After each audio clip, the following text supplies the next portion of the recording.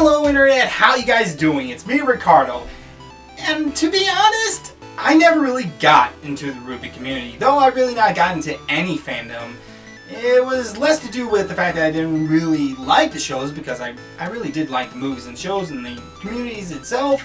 I just didn't really have enough time. Though, getting into the RWBY community right now may be a little difficult, as many have said that, or at least in their words, it has become toxic. Which is a word I really don't like, mainly because it's a word used by plebs who can't really find a good descriptor of it, and because, well, it has too much associated with that, those particular people who will turn against you in an instant. You know who they are. They like to fight for a particular social group, but regardless, I would have to say when it comes to the RWBY community, the word to describe it would be volatile. And it's an apt word to describe it because it is a sensitive community that at any moment would explosively turn against you just because you took the wrong stance, said the wrong thing, or because you like the wrong, I don't know, group or whatever. Which is kind of weird considering the fact that RWBY community was one of the strongest communities out there, apart from, of course, the comic book industry and, well, World of Warcraft. But regardless, it is a question of why RWBY community has become so volatile. How did it get to this state? What were the instances that drove it to where it is right now? And to be honest, I think that's a variety of things. First and foremost thing is the fact that Rooster Teeth itself has sort of done it. Well, it's the fact that they haven't done anything. See, for anybody who has actually been with Rooster Teeth almost since the beginning, like I have, you'll notice that Rooster Teeth is a bit of a different company compared to so many others. For one thing, they were extremely close to their fans. They were very open and they liked discussing their things about just about everything. It's one of the reasons that made them so popular, because they had such a close connection with the people that they were making their videos for. However, in recent years, that's not so much the case. Rooster Teeth has become more like an actual company, which is perfectly fine, but that doesn't mean that they have to lose that connection with the fandom. It just means that they have to hire somebody who's going to, well, represent their best interests, and probably be best if it is a variety of people. However, they didn't do that, and they didn't have anybody, come out and say, here's the ground rules when it comes to our community, please follow them. And because of that, it is more or less than a just free-for-all when it came to the RWBY community. Because the RWBY community actually started out as the Rooster Teeth community. See, it's one of the reasons why RWBY became so popular so fast. Rooster Teeth had a very strong community, and when they announced that they were going to make a new show called RWBY, a lot of people got down on it, and when the first trailers came out, practically half of the Rooster Teeth fandom immediately jumped on board, including myself. And to be honest, that's one of the reasons why the RWBY community was so open, so friendly, and so strong in the beginning years. And I won't say it had something to do with Monty's death, because as always, we have no idea what Monty would have chose if he was alive today.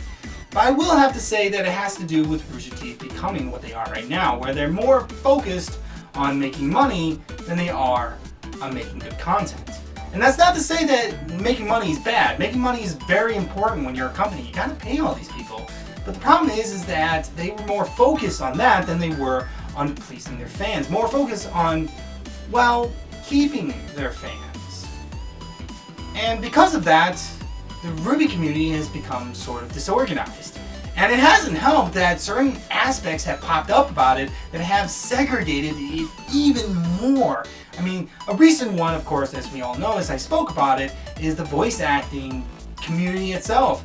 And the fact that a particular voice actor kind of got called out for certain things. It wasn't sure if it was true or not, but what was interesting is how people reacted to it. Now, some people, like myself, said, hey, we should just step back, let all the evidence come in. If he is guilty, throw him in jail. If he isn't, though, we have to acquit him. I'd rather be the person that lets a villain go free than convicts an innocent man. And I wasn't the only one saying that. However, since I'm such a small part of this RWBY community, I really didn't get that much attention for it. However, other people did say that, and they got a lot of attention for it, and not the good kind. A lot of people came out and lashed at them, which was kind of confusing. And a very similar incident came out also with, I wouldn't say shipping, but a particular ship. Because if you notice, there's only one particular ship out there that has gotten not only so much attention, but has become in itself so volatile. And that, of course, has been the Bumblebee ship. I mean, there's no point in me talking about it because, well, it's kind of obvious.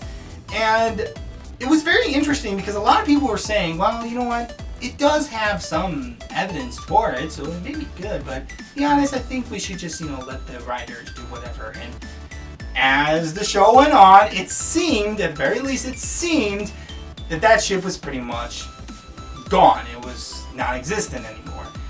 Because, well, characters just didn't seem to be going in that direction, including, yes, the two characters in question.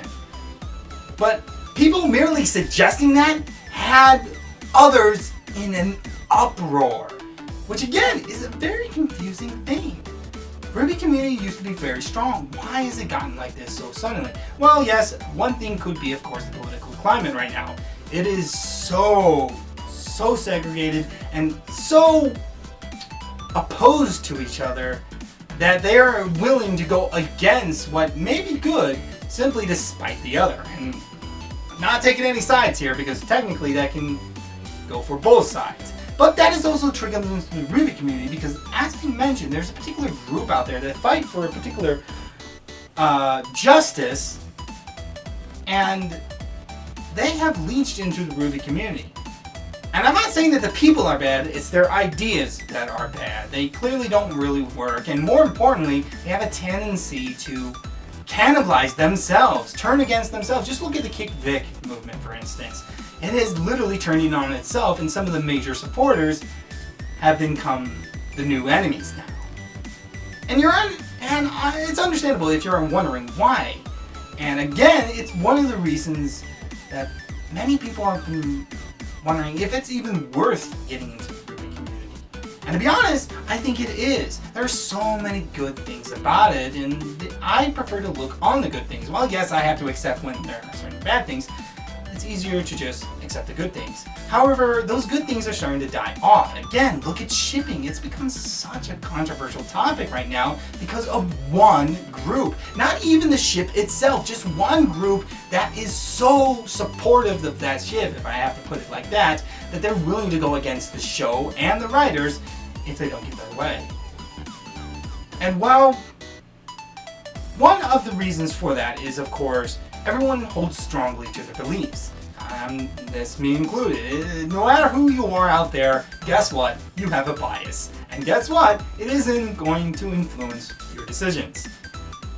The best way to avoid that is to accept that you have a bias and then to question your decisions. Do you guys think that when I'm writing up these scripts that I don't think carefully about what I write down? I mean, sometimes I don't because I'm tired. It's about like 4 in the morning. But for the most part, I do. The problem is that the RWBY community isn't doing the same. When it comes to writing particular posts, when it comes to tweeting particular tweets, when it comes to making particular fan art and supporting those, people have a tendency to not think things through carefully. And well, that's what we get right now. And sadly, this is just a thing that goes for anything. When one group pushes in one direction hard, another group is going to push as hard or even harder in the opposite direction. And that's where you just get this swaying teeter-totter motion that eventually just goes out of control until it destroys that which it was fighting for. Now, of course, this is not just me explaining why the RWBY community is so terrible. This would have been nothing if I couldn't offer some support for the RWBY community. And there are some things that I can think of that may indeed help. The first and foremost, as I said, is thinking carefully before you decide to enact on an action. Whether that be posting a particular post, whether that be supporting a particular group, whether that be just saying a particular opinion. It's about thinking carefully with it. It's your free will to go ahead and share all about that, but to think carefully because other people may interpret it differently. So, How do you know if you're thinking carefully about it? Well, it's really simple. You think what might be the consequences of it. If you're willing to accept those consequences, go for it. If you're not, well, I'd be very careful because it may turn on you, and that may cause you to then, in turn, turn on them. And then we have that whole teeter-tottering out of control action. The second thing that I would suggest when it comes to the RWBY community is, one, you have to understand the other person is a fan too. Alright?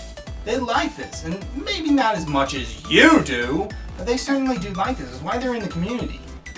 And so you have to treat them with respect.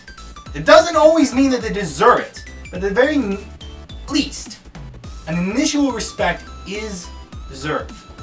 Now, of course, afterwards, if you decide to act like an idiot, then yes, you can understandably no longer treat them with respect. You can treat them still with kindness. As always, treat people with kindness. Treat people with love.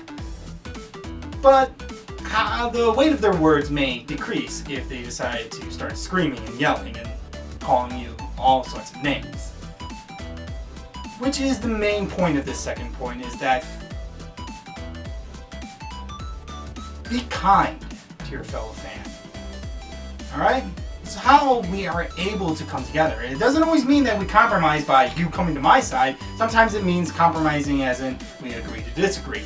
For instance, the Bumblebee ship. I don't think it's a great ship, but we can agree to disagree. And I'm perfectly fine with that as long as it, well, turns out well. Bumblebee ship becomes real, and it was a great build-up to this relationship. I support it 100%. If not, then I don't.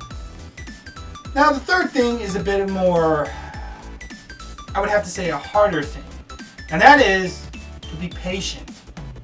See, a lot of my things that I've been posting recently have actually already came out, and they've been out for a while. For instance, like the last week with a whole tweet from Barbara. And the reason that I'm bringing them out now is because I was patient. I wanted to immediately talk about it.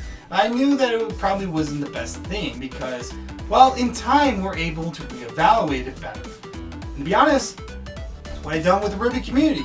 Now, some members out there, they're clearly not going to stick around. They're going to wander off, and that's fine.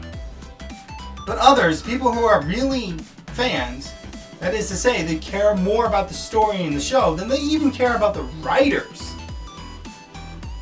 They're the ones who are going to stick around. They're the ones who are going to offer the best solutions to certain problems. And more importantly, they're the ones who are going to offer up the best praises. Because their praises are going to be legitimate. But we'll only know if you guys are patient enough to say things through. Because again, a lot of people jumped RWBY when it was starting to turn a little bad. And to be honest, I'm about halfway through writing up some scripts for Volume 5, and it's not turning out the way that I thought it was. So, when it comes down to the RWBY community, 3 things you need to take away. First and foremost, remember, think things through. Think before you speak. Second thing, be kind and loving to whoever you meet. Doesn't always mean that you have to agree with them or just have to bow down to whatever they say, but it means be kind and loving. You can hold somebody accountable and criticize them in love. It is possible. It's just a little hard. Well, we as a human species don't like things that are hard. It's probably why the Bumblebee ship is so strong. But the final thing, of course, is be patient. That's not just, of course, with the show, but be patient with other people. It is so easy to just lash back out at somebody. But I guarantee you, if you're patient with them and decide, you know what, this person isn't really worth replying to, it's clear that they're not going to want to find common ground. They just want you to take their side. While you won't be able to dispute them very easily, you yourself are going to have a better life because you're not going to have to be tearing your hair out about somebody who probably doesn't even care about what they're posting. So anyways, guys, when it comes to the RWBY community, I certainly hope that it gets better. At the moment, it certainly has got so much more that's better than it is bad. But the bad is starting to build up. And, well, we have to hold those people who are doing the bad things accountable, but hold them accountable in love. Okay? It's the only way that the RWBY community can get back to what it was originally, which was fans loving each other and loving the show. So, for now, guys, you just take care. I love you all. No homo, though. Sorry, I had to throw that joke in. Anyways, guys, you take care. And, well, I'm really looking forward to Volume 5's review. Hopefully I'm able to post it in the next 2-3 months. Got a lot of things coming my way that I have to work on. School is really taking a toll right now, especially when it comes to transferring. Transferring is a pain in the butt. Either way, you guys, just hold on. RWBY community is worth it in the same way this show is. You just have to be patient. Toodles!